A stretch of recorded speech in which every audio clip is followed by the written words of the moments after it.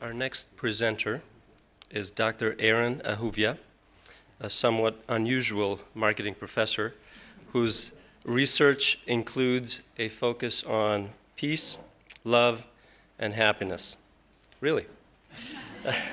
He is regarded as the world's leading authority on the psychology of a certain type of love, namely the love people have for objects or activities. A published study ranked him amongst the world's 25 most influential researchers studying consumption.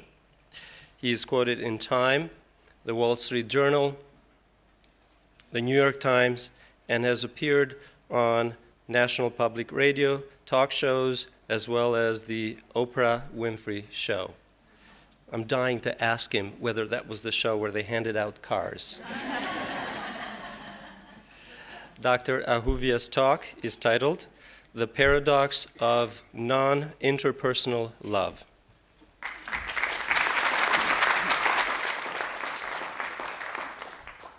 People tell me that they love all kinds of different things. They may love their home, as we see here. They love to fly. This gentleman loves his car so much he's taking it on a dinner date.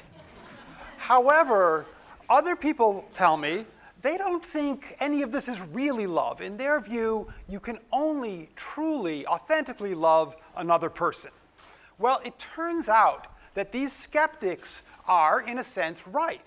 But it also turns out that all the people who tell me about loving their car, loving their cell phone, those people are right too. So how can they both be right at the same time? The earliest animals, the prehistoric fish, did not have very much of a love life.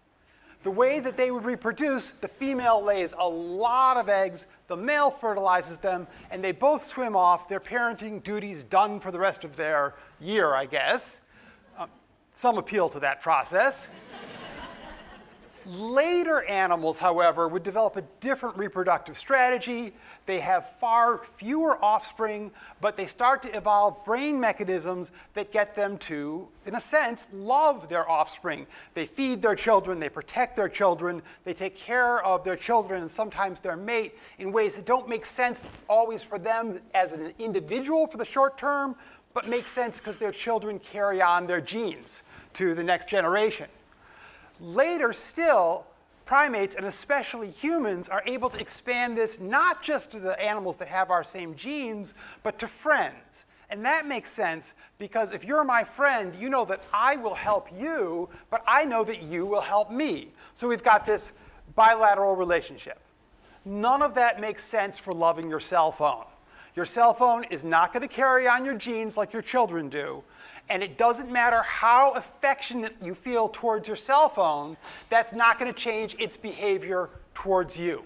So none of this really makes sense. Furthermore, our brain is very, very good at automatically sorting things into two piles. It sorts objects into the object sort of group and people into the people group, and it thinks about these things quite differently.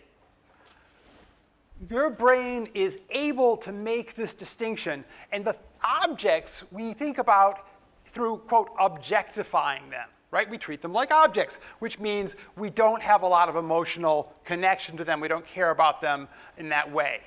How is it then the case that we love objects? Well, we love objects and activities because we start thinking about them as if they were people. And there's three ways this happens. The first is anthropomorphization.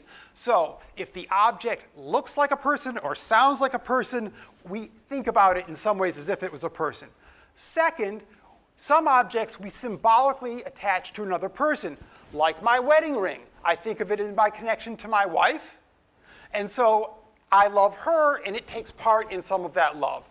The third are objects or activities that become part of our own identity.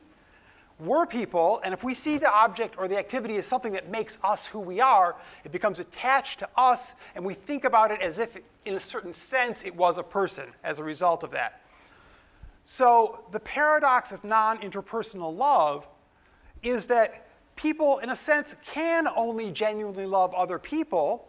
However, we love a lot of objects and activities because our brains at a non-conscious level are applying some of the same psychological mechanisms that we use when we think about people, also applying these to these objects.